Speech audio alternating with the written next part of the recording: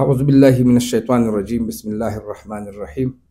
السلام عليكم ورحمة الله وبركاته.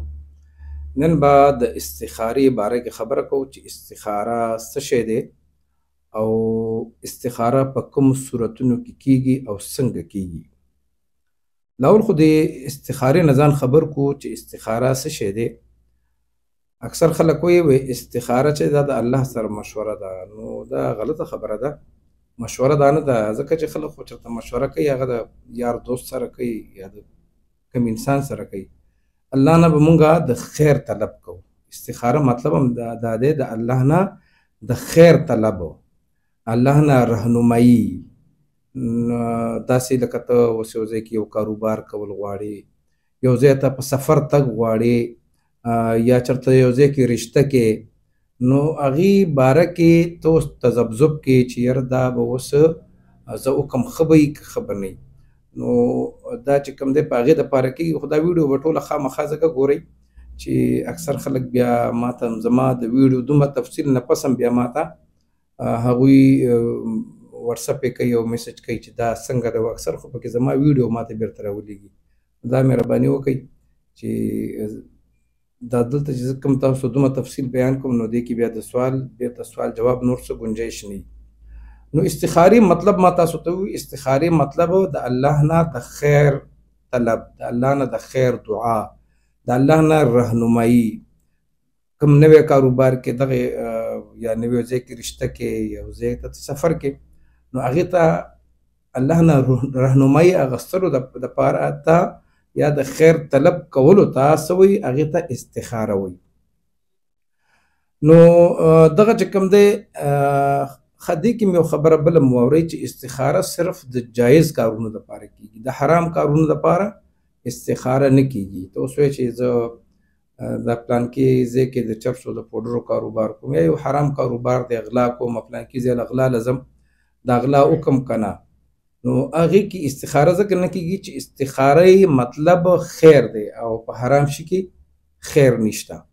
نو دا تاسو چې کوم دی حرام دپاره دا نه کېږي.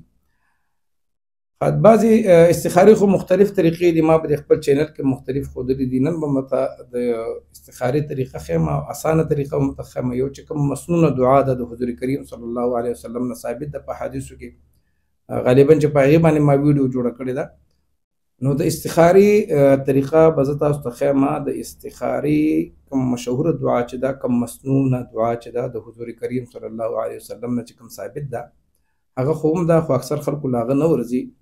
بیا مختصر ترین طریقه کار ما ښودلی په تسبیحو باندې هم چې کوم دی استخاره کیدی شي. مختلفې طریقې دي. بل دا نن چې کوم تاسو ته به طریقه ښیم دا د سورې علم نشرح په ذریعه باندې ده.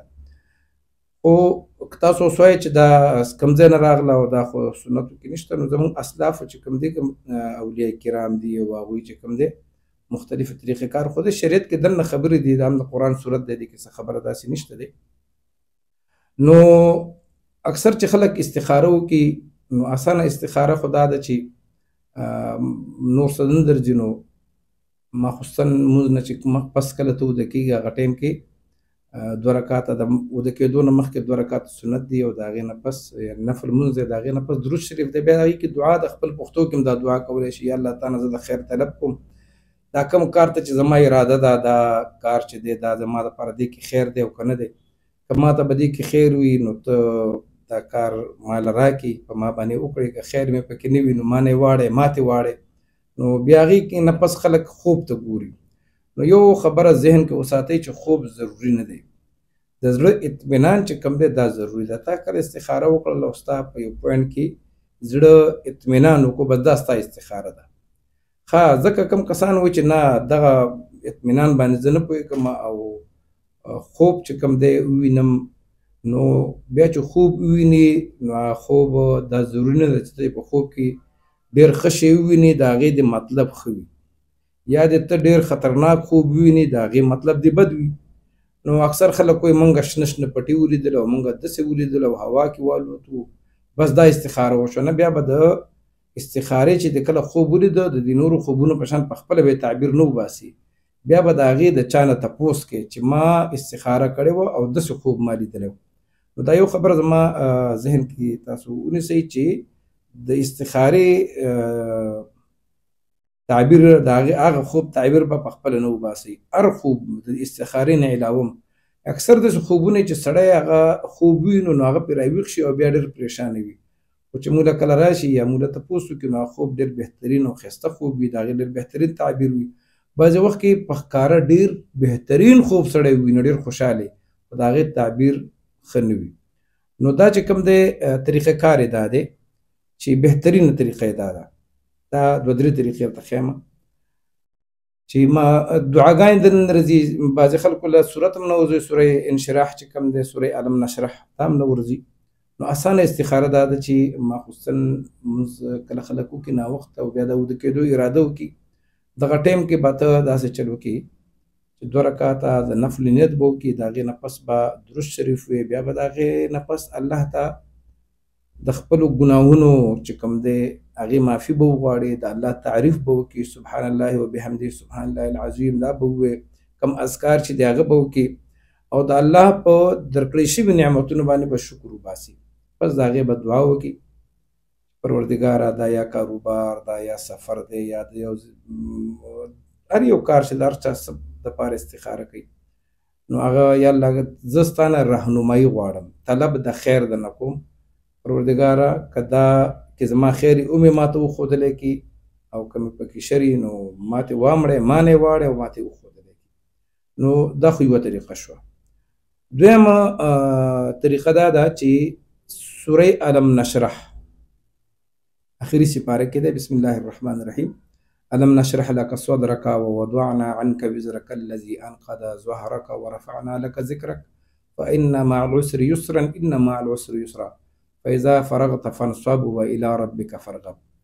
دا چې کوم د یولس ځل دا صورت ووایه، د 2 رکعاتو نفل لمونځ دې وکړو، د هغې نه پس یولس ځل دا درود شریف دا صورت ووایه، د هغې نه مخکې هم یولس ځل درود شریف او وروسته هم یولس ځل درود شریف، 15-20 منټه پرې لګېږي.